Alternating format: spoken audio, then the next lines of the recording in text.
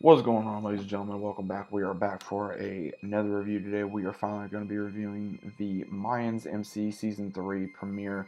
Now, if you guys want to stick away from spoilers, I do highly recommend you guys click off the video, but at the same time, you guys are welcome. Now, normally, I don't review Mayans MC or anything of that nature, but if you guys don't know, I'm a huge Sons of Anarchy fan. I'm a huge Mayans MC fan. And I figured I'd go ahead and do something a little different and give this a review. I've been really waiting for the Season 3 premiere. We had two episodes last night. You guys can watch it online. You guys can watch it on Hulu if you missed it.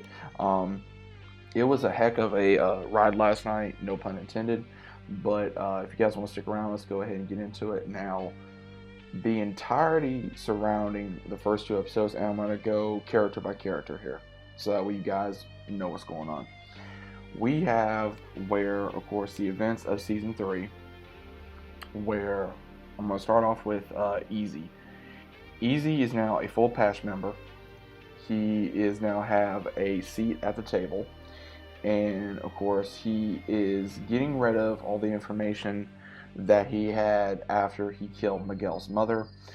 And we see he's coming to peace with what happened to his mother. He's finally like, okay, I gave my mother justice. I just want to, do what's right for the club. I do what's right for myself, my brother, and my family. And he is actually starting a relationship with the character we saw, Gabriella, who is really crazy because he's not taking things quickly. She actually helped his dad, who we did see that unfortunately his dad is in I would say, a very depressed slash shock state, because I believe after, of course, he had a affair slash relationship with Miguel's mother before he got with his wife before he met her, and he, I think, has a mix of feelings that happen with all of them, so he doesn't know what to do. So of course Gabrielle was kind enough to make dinner for him, clean, and he's even said that you don't have to do that, but she says I want to. So obviously, we see the relationship building there, which is an interesting thing, because we really don't get to see a lot of that too much that happened this quickly. Then, of course, we have Angel, who Angel is pretty much what anyone says. He's just drowning himself in women, booze, and, of course, doing what is right by the club. Because, of course, with now knowing he doesn't know where his son is, we have Carmelita in federal custody. He doesn't know what to do.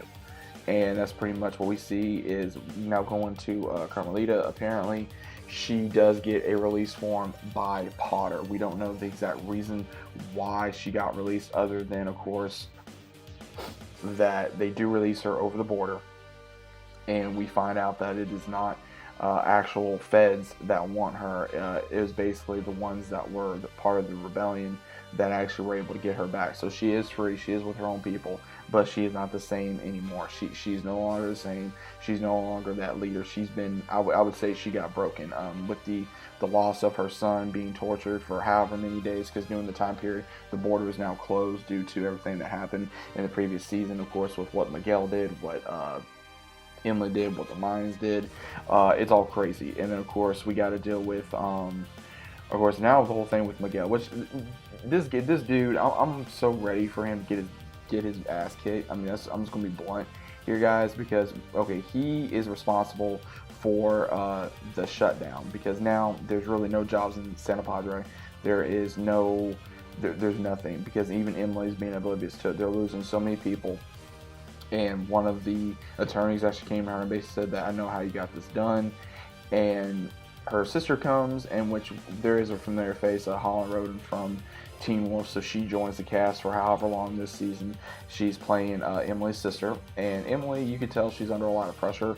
She is still trying to be a mother, but at the same time, she's relying too much on other people to raise her child. She's not raising her child herself. I can understand you need help, but at the same time, she's more concerned about other affairs rather than her own child.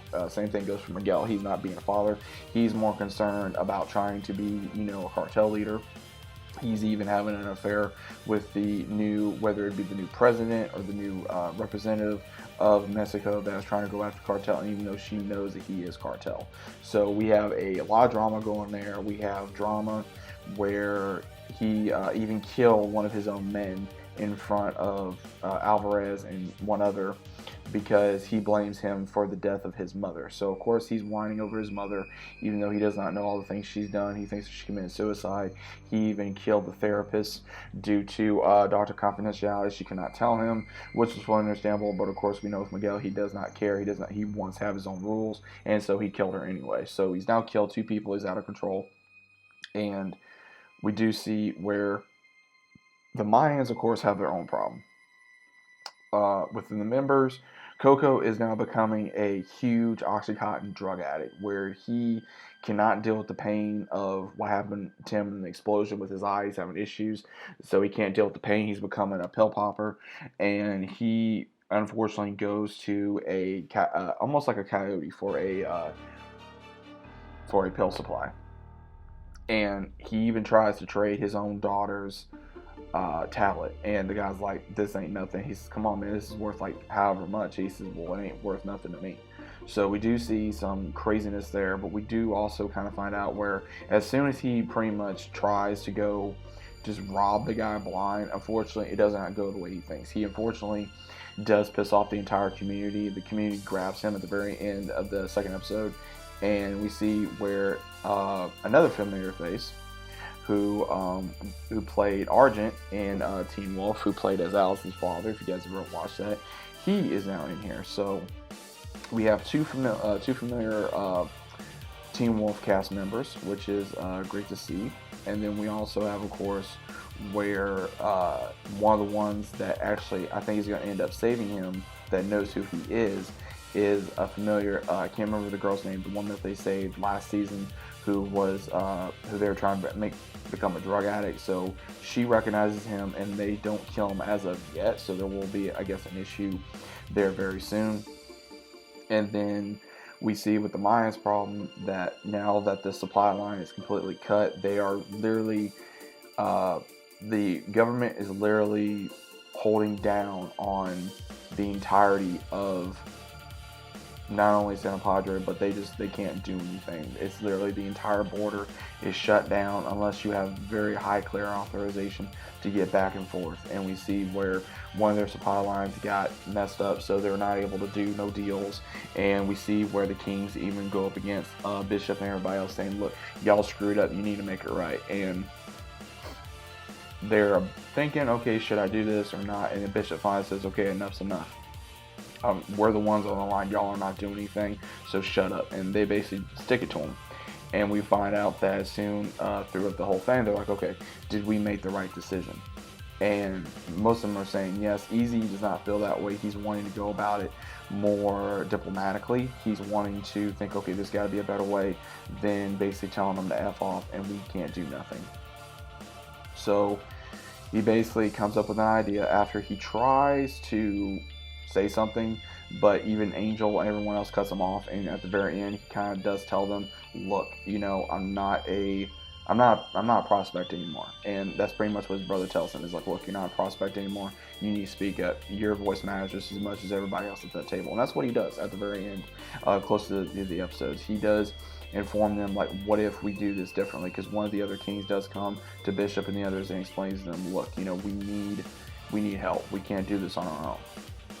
And he had to beg for the rest of them to basically look, you need to apologize, you need to do this. And he basically tells them, look, if you don't do this, we're screwed. And basically what Easy does suggest is that they move a huge more supply, and they basically get rid of the other 2 Kings. So that way there's only one. Basically get rid of 3 and you have 1, which now Easy's suggesting that Bishop becomes the first one. So there is possibly going to be a civil war, chaos between the Mayans MC. And we may even see Alvarez come back. If he finds out, because again, Alvarez was one of the highest ones in the club, and we see where he's even, I think, having doubts now working for Miguel after all this time. And we also see that the one, I can't remember his name, the one that shot up against the Mayans MC after the Suns and Mayans meeting, he is now in Mexico. He's keeping in contact with one of the Suns. I can't remember his name, but he does go up against Chiv's orders. So unfortunately, Chivs does have a traitor in his midst, especially with what he told them not to do. And he is the cousin of the son that the Mayans accidentally killed during that raid last season. And we also see where the one that knows the from the other gang, he basically keeps telling Bishop and the rest of them, look, you don't know him like I do. We need to take care of him. We need to take care of him now. So at the very end of the episode, we do see where he is in Mexico. He kills a border officer, takes his patrol car, and he just leaves. So we know that he's either going to try to get help, or he's going to try to get more reinforcements to go after the Mayans MC. So there has been a lot of craziness to happen in these episodes. There's been so much. I don't know if I covered everything here, guys. I think I did pretty much cover everything, but I'm very happy to see Mayans MC return. Of course, with everything that's been going on in the real world. But I'm very happy to see that they're able to hopefully get as much as they can film before things happened. But overall, let me know what you guys think about this down in the comments down below. Are you guys a Mayans MC fan? Do you guys like me discussing Mayans MC? What were your thoughts about the episode? I personally like to know your thoughts down in the comments down below. If you guys are new to the channel, consider subscribing. Leave a big fat like on the video. I greatly appreciate it, as well as click notifications so you guys are always notified every time I upload a video. And I'll see you, as always, on the next video.